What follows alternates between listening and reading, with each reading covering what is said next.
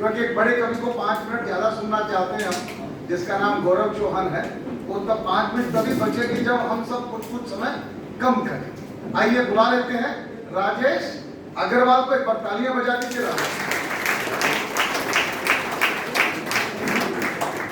माँ वाणी का वंदन करता हूँ, पावन मंच को प्रणाम करता हूँ। सीनियर सिटीजन क्लब और एमके साहित्य अकादमी के संयुक्त कार्यक्रम में आप सबकी उपस्थिति को बार बार प्रणाम, आप सबका बार बार स्वागत।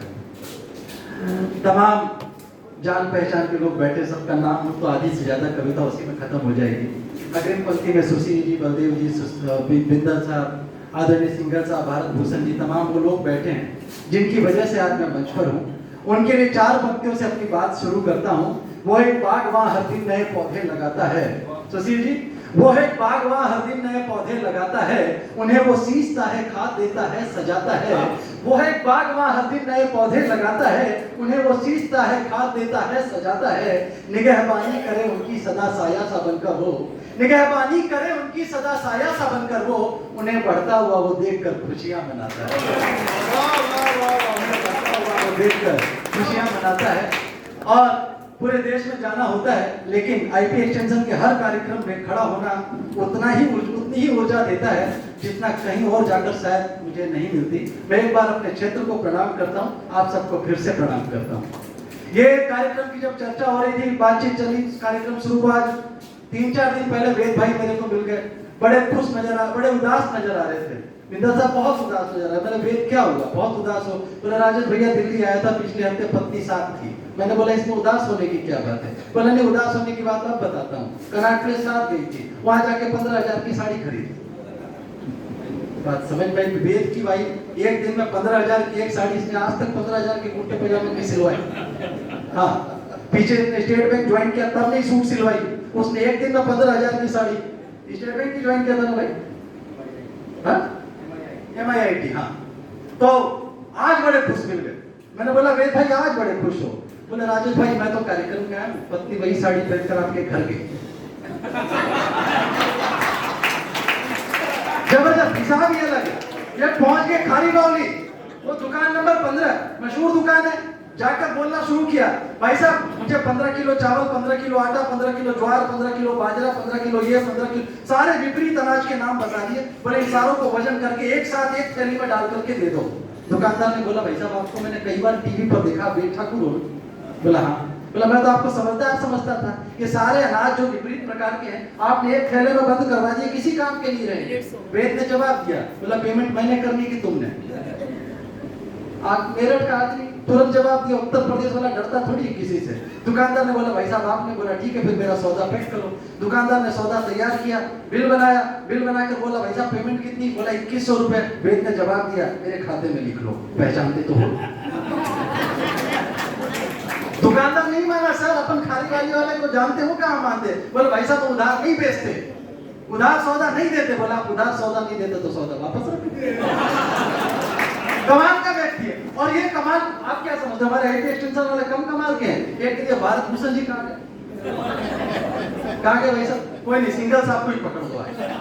ये भी थे उस जहाज पर। मैं जहाज की घटना सुना रहा हूँ आपको। ये पोर्ट ब्लेयर अंडमान निकोबार, वहां पर एक कार्यक्रम होना था, कोई कार्यक्रम था। अपने आईटी एक्सटेंशन से सिंगल साहब थे, साउथ से कोई था, एक कलकत्ते से था। तीनों जहाज में दोस्त बन गए। पुराना जहाज था, घूम रहे थे। घूमते घूमते उनको अचानक कोने में चिराग मिला, कोई जिन्न वाला चिराग। अब तीनों की नजर एक साथ पड़ी, उठाया, घसते के साथ उसमें जिन्न प्रकट हुआ। बोला क्या हुक्म मेरे आका, लेकिन आका मेरा एक ही होगा। सिंगल साहब ने बोला सबसे पहले नजर मेरी पड़ी इसलिए चिराग मेरा। साउथ वाला बोला नहीं, नजर पहले मेरी पड़ी थी इसलिए चिराग मेरा। कलकत्ते वाले ने बोला उठा के तो मैंने दिया था इसलिए चिराग मेरा। सिंगल साहब ने आइडिया लगाया, बोला ऐसा करते हम तीनों इसको एक एक काम बताएंगे, जिसका काम ये जिन्न नहीं कर पाया चिराग उसका। साउथ वाले ने अपनी शर्ट की बटन खोली, तोड़ी और समुद्र में डाल दी। बोला जा इसको बटन को ढूंढ के ले आया। जिन्न कूदा, 5 मिनट के अंदर बटन ढूंढ के ले आया। उसके बाद कलकत्ते वाले ने देखा ये बटन तो ढूंढ के ले आया, करूं क्या, ये तो चिराग हाथ से चला जाए। बोले सर के बाल तोड़े, बाल को समुद्र में डाल दिए। जिन्न फिर कूदा, बाल भी ढूंढ लाया। अब अपने सिंगल साहब का नंबर आया। सिंगल साहब की जेब में हमेशा एक डिस्प्रिन की गोली रहती है। इनने डिस्प्रिन की पर्ची फाड़ी और डिस्प्रिन पानी। वो चिराग इनका और वो जिंद मैम। तो ये हंसते और मैं शुरू हो जाता हूँ। एक बार सिंगर साहब के लिए आप तालियां बजाते, जोरदार व्यक्ति। मैं 4 पंक्तियों से अपनी बात शुरू करता हूँ। भाई एलएस को सौंपता हूँ, जो हमारे आज के टीम का सबसे युवा कवि है। सुना था मैंने बचपन में भला कीजिए भला होगा। एलएस भाई सुना था मैंने बचपन में भला कीजिए भला होगा, कहा ये जिसने उसको भी मुकद्दर ने छला होगा। सुना था मैंने बचपन में भला कीजिए भला होगा, कहा ये जिसने उसको भी मुकद्दर ने छला होगा। और जमाना आज जिनके नाम की देता मिसालें हैं, कभी वो भी जमीन पर लड़खड़ा कर ही चला होगा। तो ये शुरुआती क्रम में आए थे, लेकिन बहुत साहित्यिक कविता इन्होंने पढ़ी। अगर परंपरा काव्य गोष्ठी चल रही होती तो परंपरा में अगला नंबर आपका ही लगना था। उस संभावित नंबर के लिए एक बार इनके लिए तालियां बजा दें। मैं एक गीत से अपनी बात शुरू करता हूँ। पहले खासे का एक छोटा सा गीत पढ़ता हूँ, इन दिनों में हर जगह पढ़ रहा हूँ, और उसके बाद एक गीत पढ़कर मैं अपना स्थान करता हूँ। घोटाले, परिवार के घोटाले बताता हूँ। घोटाले पे घोटाला है, हम तो राम बचाए। परिवार का घोटाला, राजनीति से मेरा ज्यादा लेना देना नहीं है। ना मैं कांग्रेस का आदमी, ना मैं बीजेपी का आदमी, मैं सिर्फ अपनी पत्नी का आदमी। घोटाले पे घोटाला है, अब तो राम बचाए। घोटाले पे घोटाला है, अब तो राम बचाए। ये तो सब गड़बड़ जाला रे, अब तो राम बचाए। ये तो सब गड़बड़ जाला रे, अब तो राम बचाए। बीवी बोले ज्यादा दिन नहीं चलने वाली गाड़ी, बीवी बोले ज्यादा दिन नहीं चलने वाली गाड़ी। 2000 के नोटों जैसी फितरत लगे तुम्हारी। वो पिछले दिनों मोदी जी ने ऐलान किया कि 2000 के नोट बंद होने वाले हैं। आंटी जी मैं सच्ची बात बता रहा हूँ, नोट बंद होने थे 7 अक्टूबर को। 7 अक्टूबर से 7 दिन पहले पत्नी मेरे पास आई, 500 के 80 नोट निकाल कर लाई। उसके पहले बोल रही थी जहर खाने के लिए पैसे नहीं। जैसे ही नोट बंद हुए, नोट निकल आते, 80 नोट निकाल के आई। मैंने बोला कल तो तूने कहा था पैसे नहीं। बोले चुपचाप मैं जो बोल रही हूँ उसका काम करो। मैंने बोला करना क्या? बोले 500 के नोट। सत्येंद्र जी कहाँ बैठे? भाई साहब आपकी कहानी सुना रहा हूँ, नाम मेरा लग रहा था। जी भाई साहब, 80 नोट पकड़ा दिए। बोले बैंक में जाओ, जमा करा के 2-2 हजार के नोट लेके आओ। मैं तंग हो गया। मैंने मोदी जी 2000 के नोट बंद करते, तुम वापस मंगा रही हो, दिमाग खराब है तुम्हारा? बोला दिमाग मेरा नहीं खराब है, तुम्हारा खराब है। जितना बोला उतना काम किया करो। मैंने बोला बता दो तो करना क्या है? बोला कल सोसाइटी की सारी महिलाएं 2-2 हजार के नोट बैंक में जमा कराने जा रही है और मेरे पास एक भी नहीं। स्टेटस का मामला है। पत्नी की बात तो मुझे बहुत सारी बात याद आ जाती। मैं करूं क्या? गड़बड़ हो जाती। पाए नहीं। मैं पहुंचा मुगल गार्डन में 4-5 साल पहले। मैं जब से दिल्ली आया, मुगल गार्डन बड़ा नाम सुना था। बलदेव जी मैं शुरुआत में गया, मैंने पत्नी से कई बार रिक्वेस्ट किया। आजकल आप भी रिक्वेस्ट ही करते हो। वैसा मैं वही सीख रहा हूँ। तो मैंने पत्नी से कई बार रिक्वेस्ट किया कि चलो राष्ट्रपति भवन देखने लायक है, जाना चाहिए। नहीं मानी। इस बार मेरी एप्लीकेशन लग गई भाई साहब। मैं लेके गया, मैंने वर्णन करना शुरू किया, अपने अनुभव का लाभ दिखाया। ये राष्ट्रपति महोदय का औषध गार्डन है। राष्ट्रपति महोदय यहीं की औषधि का प्रयोग करते हैं। ये राष्ट्रपति महोदय का वनस्पति गार्डन है। राष्ट्रपति महोदय यहीं की सब्जियां खाते हैं। ये राष्ट्रपति महोदय की टी टेबल है। राष्ट्रपति महोदय यहीं बैठकर चाय पीते हैं। और ये संसार का विश्व प्रसिद्ध वो गार्डन जिसे मुगल गार्डन कहते हैं। पत्नी कितनी देर सुनती, तुरंत पहुंची मारी। बोले कोई ढक्का काम करते तो यहाँ रहते। मानती थोड़ी। मैं पूरे दिन घुमा फिरा के सोचा कुछ भी करूं खुश हो जाए, घुमा फिरा के घर ले गया। उस दिन अपार्टमेंट की लाइट गई हुई थी। बोले ये अपार्टमेंट में ना जो लाइट थी बिल्कुल आपके जैसी थकी हुई है। पहुंचे, मैं डोर से ताला दिखाने लगा, पत्नी ताला खोलने लगी। 1 बार 2 बार 3 बार ताला खुले ही पत्नी तंग हो गई। ताला बिल्कुल तुम्हारे जैसा, किसी काम का नहीं, तुम ही खोलो।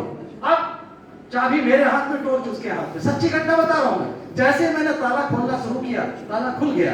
मेरी कॉलर फिर खड़ी हुई सर। मैंने देखा आज जरूर तारीफ करेगी। मैंने पत्नी की तरफ देखा, पत्नी ठहरी। पत्नी तारीफ कहाँ करती? मैंने देखा टॉर्च कैसे दिखाते हैं। अरे बीवी बोले ज्यादा दिन नहीं चलने वाली गाड़ी। 2000 के नोटों जैसी फितरत लगे तुम्हारी। नोट तो फिर भी नोट है, बैंक में जाकर जमा करा दूं। जोर चले तो तुम्हें जमा कर दूं, बदली करवा लूं। आए किससे पड़ गया पाला रे, हम तो राम बचाए। आए किससे पड़ गया पाला रे, हम तो राम बचाए। घोटाले पे घोटाला रे, हम तो राम बचाए। घोटाले पे घोटाला रे, हम तो राम बचाए। बच्चे बोले बड़े आजकल के ये खूब सताए। बच्चे बोले बड़े आजकल के ये खूब सताए। बच्चों की बात याद आती, मुझे बहुत सारी घटना याद आ जाती। एक टीचर क्लास में बच्चों को काल पढ़ा रही थी, भूतकाल, वर्तमान काल, भविष्य काल। टीचर ने बोला एक उदाहरण मैं देती हूँ, दूसरा उदाहरण तुम देना। टीचर ने उदाहरण दिया, मैं सुंदर थी, मैं सुंदर हूँ, मैं सुंदर रहूंगी। बच्चा अपने आईपी एक्सटेंशन का था, उसने जवाब दिया, टीचर जी ये आपका वहम था, ये आपका वहम है और ये आपका वहम। एक बार बच्चे के लिए तालियां बजाओ। कमाल के बच्चे मानते थोड़ी है। वो एक लड़का लड़की किसी पार्क में सांस्कृतिक कार्यक्रम चल रहा था, बिंदल सर पहुंच गया वहां, देखते ही दिमाग खराब। मैं आज चुटकुले पढ़ रहा हूँ, इनको अच्छा नहीं लग रहा है, लेकिन मैंने आज परमिशन ले दी थी कि सर आप थोड़ा हास्य कर लेते, तो इनने परमिशन दे दी। वो चुटकुले वो लड़के लड़की सांस्कृतिक कार्यक्रम में लगे थे, उनने बिंदल साहब ने जाके पूछा, भाई यही हमारी संस्कृति है क्या, यही हमारी संस्कृति है? लड़के ने जवाब दिया, नहीं सर ये तो आकांक्षा है। संस्कृति किसी और पेड़ के नीचे मिलेगी। अरे तो ये बच्चे बड़े कमाल के, करूं क्या, हो जाता है गड़बड़। बच्चे बोले बड़े आजकल के ये खूब सताए, बच्चे बोले बड़े आजकल के ये खूब सताए, प्रवचन देते बात बात पर हमको आंख दिखाए, भूल गए हमसे भी ज्यादा करते थे हंगामा, कभी बनाया किसी को उल्लू कभी बनाया मामा, पंगा किन से ले डाला रे अब तो राम बचाए, पंगा किन से ले डाला रे अब तो राम बचाए। वो भी कैसा घर ना जिसमें सास बहू के किस्से, महिलाएं बैठी है, तमाम सास ही बैठी, बहुएं भी बैठी है वैसे। हाँ, सास ज्यादा दिख रही, बहुएं कम है। बहुएं तो ये मत समझना बहुएं घर में काम कर रही है, हाँ वो उतना ही करेंगी जितना उनको करना रहता है। सास बहू की बात चलती, मुझे बहुत सारी बात याद आती। वो एक की नई शादी हुई, बहू पलंग पर बैठी, सास आई, बोले आज दिखाती हूँ कि मैं सास होती चीज क्या है। सास पहुंची, बोले बहू अगर मैं तेरे पास आकर पलंग पर बैठ जाऊं तो क्या करेगी? बहू ने जवाब दिया, माता जी आपका पद उच्च है, आपके सम्मान में पलंग से उठकर सोफे पर बैठ जाऊंगी। सास फिर भी नहीं मानी। सास ने बोला कि मैं सोफे पर आकर बैठ गई तो क्या करेगी? इंदु जी मैं आपकी बात नहीं बता रहा। इंदु जी बहुत अच्छी है, पर इंदु जी ने तालियां बजाया। बिल्कुल, तो वो बोले मैं सोफे पर आकर बैठ जाऊं तो क्या करेगी? पद तो अभी भी आपका उच्च है, आपके सम्मान में सोफे से उतरकर मैं कारपेट पर बैठ जाऊंगी। सास फिर भी नहीं मानी। सास ने बोला कि मैं कारपेट पर आकर बैठ गई तो क्या करेगी? बहू ने बोला फिर तो पाई के जमीन का गड्ढा खोदोगी और उसमें बैठ जाऊंगी। सास फिर भी नहीं मानी, बोले मैं गड्ढे में आकर बैठ गई तो? बहू आई भी एक्सटेंशन की थी, उसने जवाब दिया ऊपर से मट्टी डाल के ठंडा ही खत्म कर। दूसरे दिन सास फिर आई, सास मानती का है, सास के रोल में रहती है। दूसरे दिन फिर आई, बहू ऐसी चाय बनाना जिसे पीकर तन झूमने लगे मन नाचने लगे। बहू ने जवाब दिया, माता जी हमारे यहाँ भैंस का दूध आता है, नागिन का थोड़ी आता है। वो हो जाती गड़बड़। वो एक सास अपने पोते को ऊंचा ऊंचा उछाल रही थी, रे मेरा लाल, रे मेरा मुन्ना, खिलाते खिलाते बच्चा जमीन पर गिर गया। हो जाता है। पीछे से बहू आई, बोला माता जी आपने मेरे बच्चे को गिरा दिया, आज के बाद से मेरे बच्चे को हाथ मत लगाना।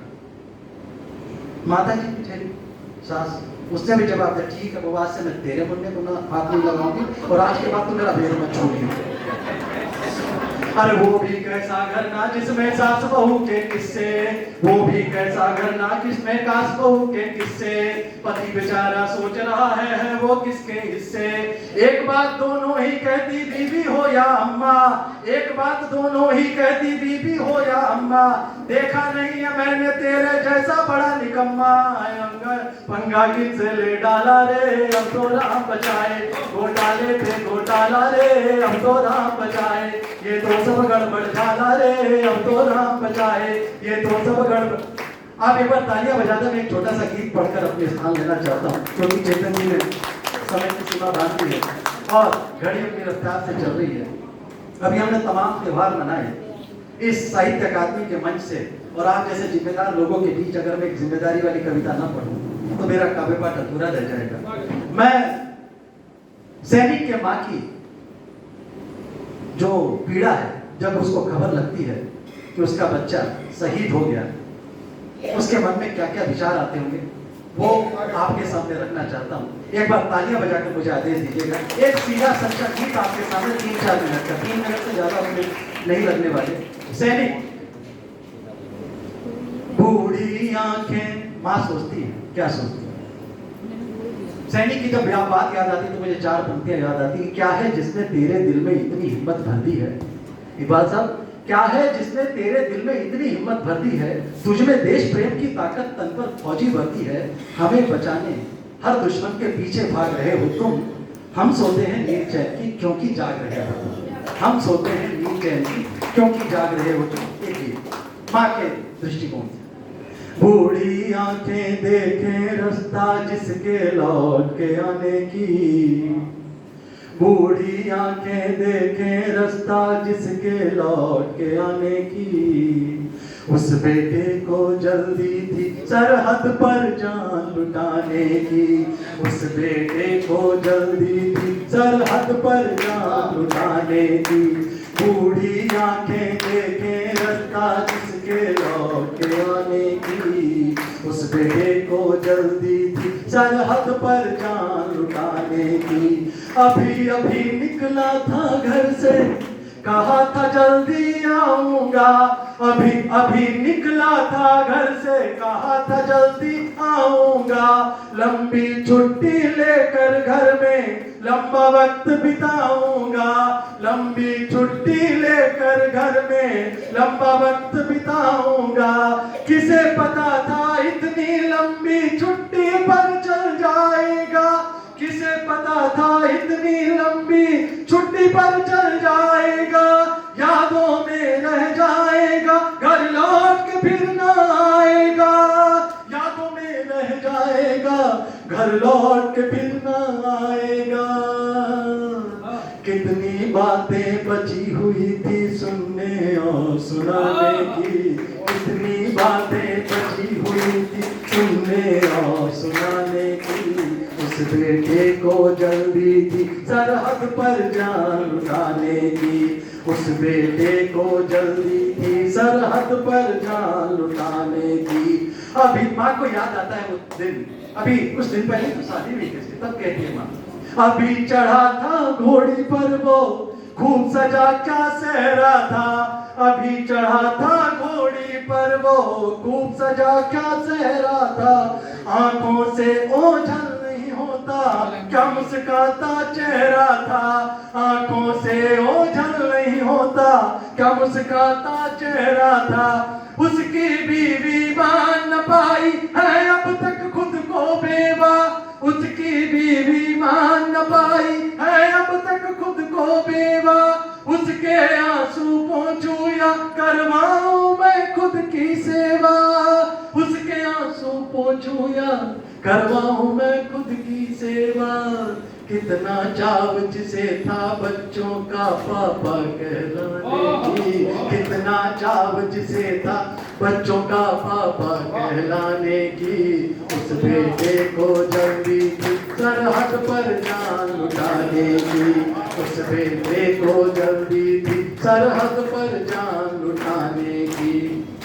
पिता की तरफ नजर जाती है माँ की, तो माँ क्या कहती है, उसके बाबा अंदर से रोते बाहर मुस्काते हैं, उसके बाबा अंदर से रोते बाहर मुस्काते हैं शहीद के पिता हमेशा खुद को ये समझाते हैं शहीद के पिता हमेशा खुद को ये समझाते हैं, रक्षा बंधन आएगा छुटकी ये भूल न पाती है, रक्षा बंधन आएगा छुटकी ये भूल न पाती है, रोली चंदन राखी वाली डलिया सदा सजाती है, रोली चंदन राखी वाली डलिया सदा सजाती है, जिसके थे अरमान हजारों, जिसके थे अरमान हजारों छोटी बहन को ब्याने की, जिसके थे अरमान हजारों छोटी बहन को ब्याने की, उस बेटे को जल्दी थी सरहद पर जान लुटाने की, उस बेटे को जल्दी थी सरहद पर जान लुटाने की। अंतिम मंत्र सौंपता हूँ माँ को, उसका बचपन याद आता है, तब माँ क्या सोचती है, देश की माटी का मस्तक पर तिलक लगाया करता था, जिए उस सैनिक के सम्मान को, जिए उस माँ की ममता को, जब वो माँ सोचती है, देश की माटी के मस्तक को तिलक लगाया करता था, देश पे मर मिटने के हरदम किससे गाया करता था, कहता था हंसकर हरदम की और तिरंगा आऊंगा, कहता था हंसकर हरदम की और तिरंगा आऊंगा, मरने से पहले लेकिन दुश्मन को धूल चटा लेकिन दुश्मन को धूल चटाऊंगा, जिससे थी उम्मीद बुढ़ापे की लाठी बन जाने की, जिससे थी उम्मीद बुढ़ापे की लाठी बन जाने की, इस बेटे को जल्दी थी सरहद पर जाना। मेरे साथ सब तालियां बजाए तब तो सैनिक तक सम्मान पहुंचेगा। बूढ़ी आंखें देखे रखता किसके लौट के आने की, बूढ़ी आंखें देखे रखता जिसके लौट के आने की, उस बेटे को जल्दी थी सरहद पर जान लुटाने की।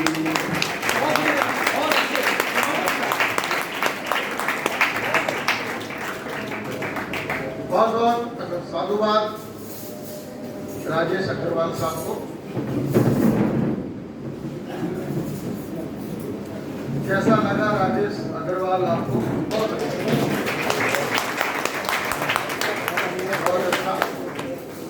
और